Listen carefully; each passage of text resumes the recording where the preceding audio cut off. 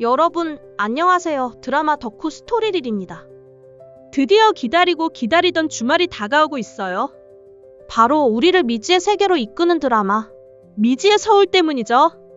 지난 6화 아주 난리도 아니었잖아요? 쌍둥이의 비밀이 주변 인물들에게 하나둘 밝혀지면서 심장이 쫄깃쫄깃. 자, 그럼 바로 시작해볼게요. 우선 로사 식당 매입, 그게 가장 메인 스토리 중 하나이죠. 소제목으로 말하자면 이충구의 검은 속셈과 김로사 할머니의 충격 비밀이라고 할 수 있을 것 같아요. 여러분, 먼저 로사 식당 매입건부터 이야기해볼게요. 지금 미래가 다니는 한국금융관리공사에서 유미래 대신 유미지가 실무자로 일하고 있는 상황이잖아요. 근데 여기서 이충구 변호사가 심상치 않은 움직임을 보입니다. 7화 예고편에 이충구가 호수에게 묻는 이 대사. 너 그 중요한 유미래 씨가 회사에서 어떤 상황 겪는 이거 그냥 던지는 말이 아니죠? 저는 이거 명백한 함정이라고 봅니다. 이충구는 아직 미지가 미래인 줄은 모르고 있어요. 다만 이호수가 유미래를 좋아한다고 생각하고 최소한 동창 이상의 특별한 감정이 있다고 여기는 눈치죠. 이때 호수가 하는 행동을 보면 유미래가 이호수에게 얼마만큼 중요한 사람인 줄 알 수 있을 것이잖아요. 이충구, 이 사람 원래 자기 사람이다 싶으면 엄청 아끼잖아요? 근데 자기한테 반대하는 순간 가차없이 몰락시키려고 하는 성격으로 보여요. 성공을 위해서라면 물불 안 가리는 결과주의자에 자신에게 거슬리는 인물은 철저하게 파괴하려는 욕구가 강한 인물이죠. 게다가 유미래가 사내고발 대상자라는 걸 이미 알고 있어요. 아마 성공을 추구하는 본인과 대비되는 호수나 미래에 대한 불쾌감과 파괴 심리가 동시에 발동한 거라고 봅니다. 그래서 일부러 유미래에게 중요한 정보를 흘려서 그걸 빌미로 이호수까지 엮을 수 있으면 더 좋고, 그게 아니어도 유미래에게 법적 조치를 취하게 만들어서 이호수를 무너뜨리려고 하는 거죠. 아마 이호수까지 법적으로 엮기가 힘들더라도 유미래에게라도 고소를 한다면 그게 이호수 성격에 심리적 타격을 입을 게 분명하니까 일석이조인 거죠. 이 악랄함 정말 소름 돋지 않나요? 자, 여기서 또 하나의 빅포인트. 바로 김로사 할머니의 정체입니다. 6화에서 김로사가 난독증이 있는 것 같다는 의문이 제기됐었죠? 그리고 이충구 변호사가 로사 시인의 한국대 시절 사진을 보며 현재 얼굴이 예전 사진과 다르다고 의심하는 장면도 있었어요.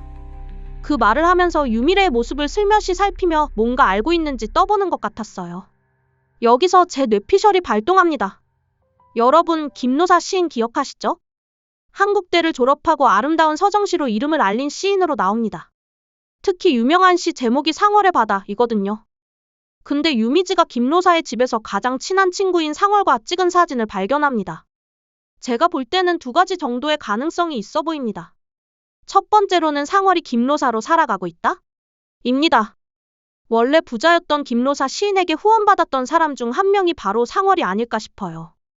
친구이지만 가난했던 상월은 김로사 또는 그 집안으로부터 후원을 받았을 것으로 보입니다.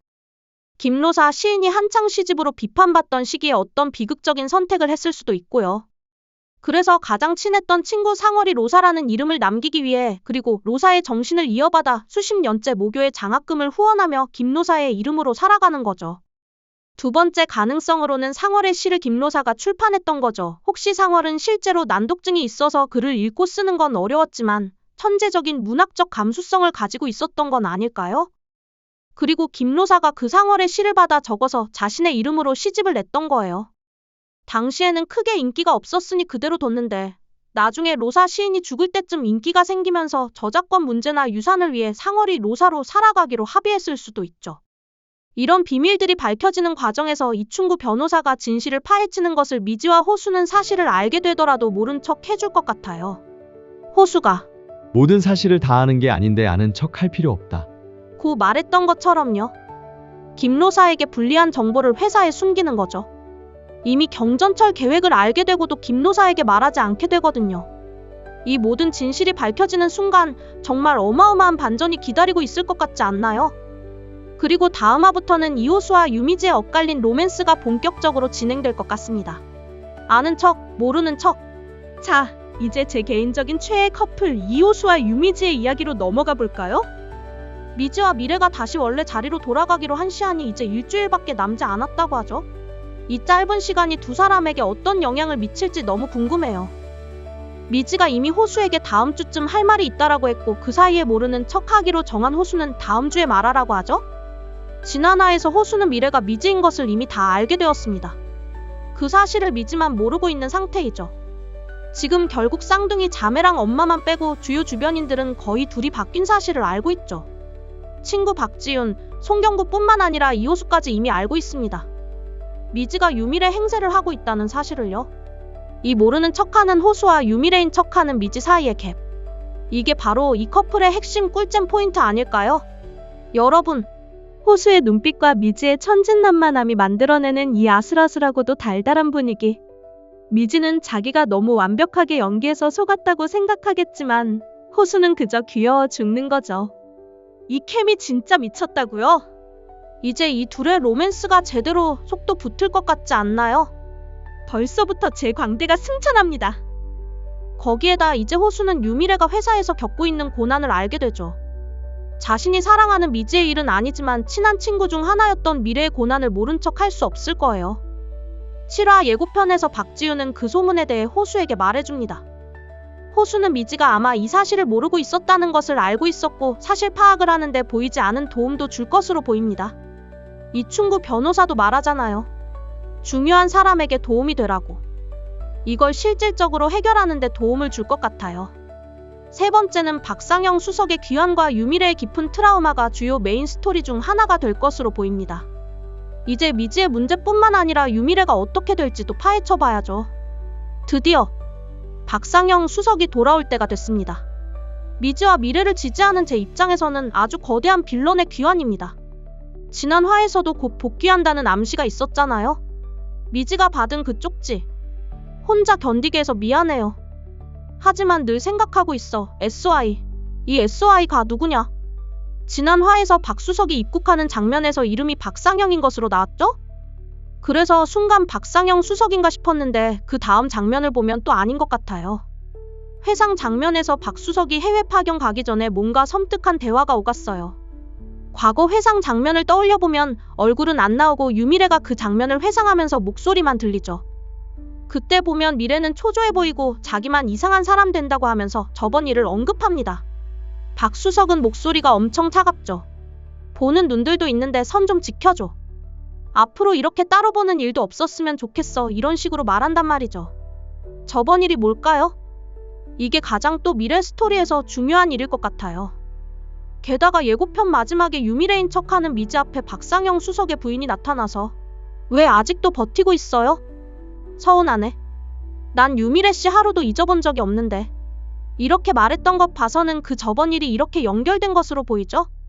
거기다 유미래가 딸기 농장을 그만두면서 한 마리 미래의 트라우마로 보여요. 미래는 두손리에서 미지 행세를 하면서 딸기 농장에서 일했지만 이상한 소문 때문에 결국 그만뒀잖아요. 세진이 찾아와서 소문 때문에 그만뒀냐? 사람들이 재미로 떠들어대는 헛소문 때문에 그만두는 게 더 이상하다. 아니라고 하면 되지 않냐? 고 물었을 때 미래는 구실을 없애는 거다. 소문에 휘둘리는 사람들은 사실인지 아닌지 중요하지 않으니까. 라고 답했죠. 여기서 우리가 알 수 있는 건 가장 소문에 휘둘리고 가장 큰 상처를 받은 사람이 바로 유미래 본인이라는 거예요. 저는 이게 과거 박상영 수석과의 소문 때문에 겪었던 끔찍한 트라우마라고 생각해요. 회사에서 왕따를 당했던 것도 이 일과 연관이 있을 거예요. 공식적으로는 내부 고발 문제와 얽혀있다고 나오지만 그 이후에는 부적절한 관계에 대해 소문이 얽혀있을 가능성이 높습니다. 미래가 뛰어내리려고 했을 때를 생각해보면 몰릴 대로 몰린 사람의 눈빛이었죠. 이 사건 관련해서는 김수현 선배도 연관되어 있을 가능성이 있어요. 여기도 이니셜이 SY인 것도 복선의 일부라고 봅니다. 부조리를 지나치지 못하는 수현 선배, 그리고 그게 정이라고 믿었던 유미래는 모두 회사 윗선에게 찍히고야 말죠. 김수현은 부조리를 고발하는 과정에서 퇴사하게 되고 유미래만 남아서 버티게 됩니다. 박수석은 그 과정에서 유미래에게 몰래 잘해주고 이게 불륜으로 오해받게 됩니다. 그래서 박수석 와이프한테 그런 수모도 당하게 되고요. 다만 미래의 회상 장면을 고려해보면 박수석이 숨은 빌런일 가능성이 있습니다. 회사에게 잘 보이고 출세하기 위해 회사에서 윗선의 비위를 맞추기 위해 의도적으로 유미래에게 접근해 유미래가 나를 좋아해서 이런 일이 벌어졌다는 식으로 악성 루머를 퍼뜨린 거죠. 그리고 그의 아내가 회사 로비에서 난동을 부리면서 유미래의 이미지는 완전히 나락으로 떨어진 겁니다. 아니면 진짜 불륜 상대가 회사에 있고 그 상대를 숨기기 위해 유미래를 이용한 것일 수도 있어요. 아무리 아니라고 해도 아무도 들어주지 않던 그 끔찍한 상황. 진실은 중요하지 않았던 거죠. 이게 바로 유미래에게 가장 큰 트라우마로 남아서 두손리에서 사소한 소문에도 농장 일을 그만둘 만큼 예민하게 반응하게 된 것이라고 봅니다. 박상영 수석이 돌아오면 이 모든 어두운 진실들이 수면 위로 드러나면서 미래가 다시 한번 고통받을 수도 있지만 한편으로는 진실을 마주하고 이겨내는 계기가 될 수도 있을 것 같아요. 거기에다 지금 세진과 달달한 느낌이 좀 나잖아요? 마지막에 소문이 자긴 좋다고 말한 세진의 대사도 그렇고 예고편에서 둘이서만 대화하면서 미래가 투자에 재능이 있다는 것을 세진이 발견하게 되는 것과 같은 장면도 나오죠. 그리고 미지, 미래, 호수, 세진이 마주치면서 대화하는 장면이 나오는데 그 이후에 자기가 만났던 딸기 농장의 미지가 사실은 미래라는 사실을 세진도 알게 되고 미래의 직장인 공사를 퇴사하는 것에 직접적인 도움을 줄 수도 있을 것으로 보입니다. 등장인물 소개해보면 세진이 사실 전 자산운용사 대표였던 사실이 있고 할아버지 장례식 때도 벤틀리 타고 내려온 것으로 봐서 나름 잘 나가는 인물일 것으로 예상됩니다. 자, 여러분. 오늘은 저와 함께 미지의 서울 예고편을 분석하고 그동안의 스토리들을 총정리해서 저만의 뇌피셜 대본을 만들어봤는데요. 어떠셨나요? 제 예측 그럴듯했나요? 아니면 에이, 말도 안 돼 싶으셨나요? 진짜 작가님도 예상 못할 저만의 스토리였을까요? 드라마 미지의 서울은 단순히 쌍둥이의 삶을 바꾼다는 설정뿐만 아니라 그 속에 숨겨진 인물들의 아픔과 비밀 그리고 각자의 방식으로 성장해 나가는 모습들이 너무나 매력적인 드라마인 것 같아요. 이번 주 토요일 밤 9시 20분 TVN에서 방영되는 미지의 서울. 저와 함께 본방 사수하면서 제 뇌피셜이 얼마나 맞는지 확인해보고 여러분의 예측과 비교해보는 재미도 느껴보세요. 여러분은 어떤 뇌피셜을 가지고 계신가요? 박상영 수석과 유미래의 관계는? 김노사 할머니의 진짜 정체는? 그리고 호수와 미지의 로맨스는 어떻게 될까요? 궁금한 점이나 여러분만의 뇌피셜이 있다면 댓글로 마구마구 남겨주세요. 오늘 영상이 즐거우셨다면 좋아요와 구독 잊지 마시고요. 다음에도 또 찾아올게요. 그때까지 행복하세요. 안녕.